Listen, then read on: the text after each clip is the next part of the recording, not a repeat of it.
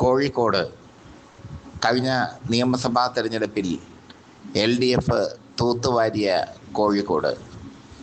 LDF തൂത്തുവാരിയപ്പോൾ UDF ലഭിച്ചത് വടകര മാത്രം. Vadakara TP ചന്ദ്രശേഖരൻ്റെ വിധവ KK രമ വിജയിച്ചു. ഇത്തവണ കോഴിക്കോട് ആര് വിജയിക്കും, ആര് തോൽക്കും? പൊളിറ്റിക്സ് കേരള ഫൈനൽ സർവേ കോഴിക്കോടിനെ കുറിച്ച്. കോഴിക്കോട് സൗത്തിൽ നിന്ന് ഞങ്ങൾ തുടങ്ങുന്നു. അവിടെ അഹമ്മദ് ദേവർകോവിലാണ് LDF സ്ഥാനാർത്ഥി. ഫൈസൽ ബാബു UDF സ്ഥാനാർത്ഥി. NDAക്ക് അവിടെ വലിയ റോളൊന്നുമില്ലെങ്കിലും റനീഷാണ് NDA സ്ഥാനാർത്ഥി, BJP സ്ഥാനാർത്ഥി. കോഴിക്കോട് സൗത്ത് ഇത്തവണ അഹമ്മദ് ദേവർകോവിൽ വിജയിക്കും. ഇനി കോഴിക്കോട് നോർത്താണ്. അവിടെ തോട്ടത്തിൽ രവീന്ദ്രനാണ് LDF സ്ഥാനാർത്ഥി. K ജയന്താണ് UDF സ്ഥാനാർത്ഥി. നവ്യ ഹരിദാസാണ് NDA സ്ഥാനാർത്ഥി. കോഴിക്കോട് നോർത്ത് തോട്ടത്തിൽ രവീന്ദ്രൻ നിലനിർത്തും. ഇനി ബേപ്പൂരാണ്. മുഹമ്മദ് റിയാസ്, PV അൻവർ പോരുകൊണ്ട് ശ്രദ്ധേയമായ ബേപ്പൂർ ഇടതുപക്ഷത്തിൻ്റെ ഉറച്ച കോട്ടയാണ്. അവിടെ മരുമോനിസത്തിനെതിരെയും പിണറായിസത്തിനെതിരെയും പോരാടാൻ UDF വേണ്ടി PV അൻവർ എത്തിയിരിക്കുന്നു. ബേപ്പൂരിൽ മുഹമ്മദ് റിയാസ് വിജയിച്ചു കയറും, ഉറപ്പാണ്. ഏലത്തൂരാണ്. ഏലത്തൂർ LDFൻ്റെ ഉറച്ച കോട്ടയാണ്. അവിടെ AK ശശീന്ദ്രനാണ് LDF സ്ഥാനാർത്ഥി. വിദ്യാ ബാലകൃഷ്ണൻ UDF സ്ഥാനാർത്ഥി. ദേവദാസ് NDA സ്ഥാനാർത്ഥി. അവിടെ AK ശശീന്ദ്രൻ ജയിച്ചു കയറും. ഇനി കൊയിലാണ്ടിയാണ്. കൊയിലാണ്ടിയിൽ K ദാസൻ LDF സ്ഥാനാർത്ഥി. K പ്രവീൺ കുമാർ UDF സ്ഥാനാർത്ഥി. പ്രഫുൽ കൃഷ്ണ BJP സ്ഥാനാർത്ഥി. അവിടെ LDF ജയിച്ചു കയറും. ഇനി വടകരയാണ്. വടകര KK രമയല്ലാതെ മറ്റാരും ജയിക്കില്ല. അതുകൊണ്ട് തന്നെ LDF സ്ഥാനാർത്ഥിക്കോ BJP സ്ഥാനാർത്ഥിക്കോ അവിടെ ഒരു പ്രസക്തിയുമില്ല. KK രമ വലിയ ഭൂരിപക്ഷത്തിൽ വടകരയിൽ നിന്ന് വിജയിക്കും. ഇനി നാദാപുരമാണ്.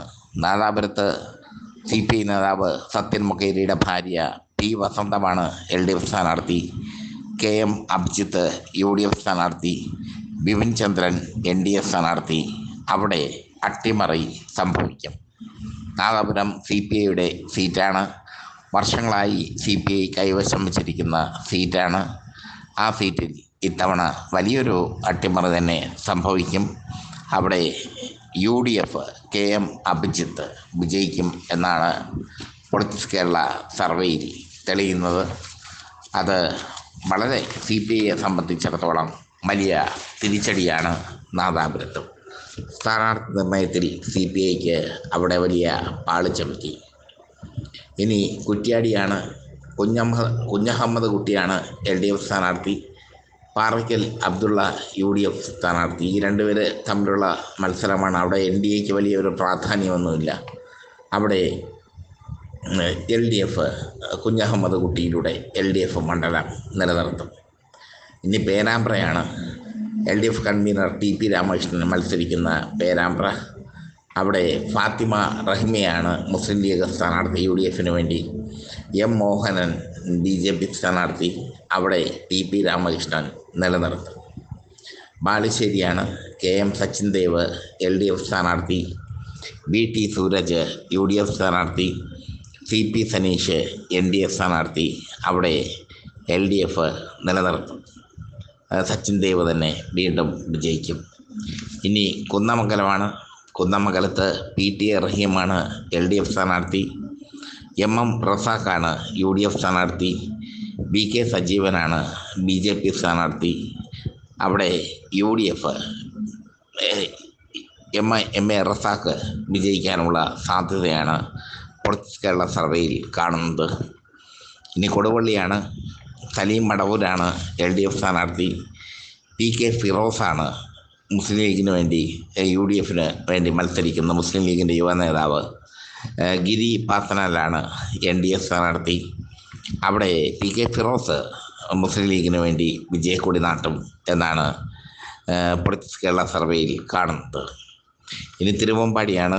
തിരുവമ്പാടി ജിൻഡോ ജോസഫാണ് UDF സ്ഥാനാർത്ഥി. CK കാസിമാണ് ജിൻഡോ ജോസഫാണ് LDF സ്ഥാനാർത്ഥി. CK കാസിമാണ് UDF സ്ഥാനാർത്ഥി. ഇവർ തമ്മിലുള്ള മത്സരമാണ് അവിടെ നടക്കുന്നത്. അവിടെ പ്രധാനമായ മത്സരം ഇവർ തമ്മിലാണ്. സണ്ണി ജോസഫ് NDA സ്ഥാനാർത്ഥിയായി മത്സരിക്കാനുണ്ട്. അവിടെ CK കാസിം UDFന് വേണ്ടി അട്ടിമറി വിജയം നേടും എന്നാണ് സൂചന. എന്തായാലും ഇതാണ് കോഴിക്കോടിൻ്റെ ചിത്രം. കോഴിക്കോടിൻ്റെ ചിത്രം വളരെ രസകരമായ ഒരു ചിത്രമാണ്. കഴിഞ്ഞ തെരഞ്ഞെടുപ്പിനേക്കാൾ UDF മുന്നേറ്റം നടത്തും. LDF നേടുന്ന മണ്ഡലങ്ങൾ ഇവയാണ്: കോഴിക്കോട് നോർത്ത്, ബേപ്പൂർ, ഏലത്തൂർ, കൊയിലാണ്ടി, കുറ്റ്യാടി, പേരാമ്പ്ര, ബാലുശ്ശേരി എന്നീ 7 മണ്ഡലങ്ങൾ. കോഴിക്കോട് 13 നിയോജക മണ്ഡലങ്ങളാണ് ഉള്ളത്.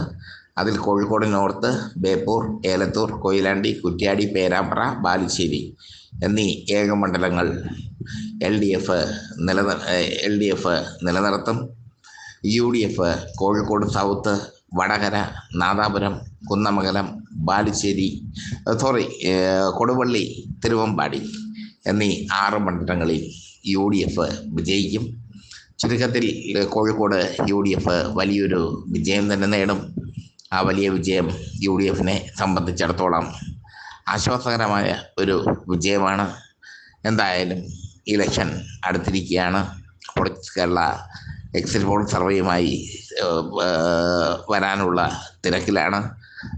വൈകാതെ തന്നെ കേരളം ആര് ഭരിക്കും എന്നതിനെക്കുറിച്ചുള്ള എക്സിറ്റ് പോൾ സർവേയുമായി പൊളിറ്റിക്സ് കേരള എത്തും.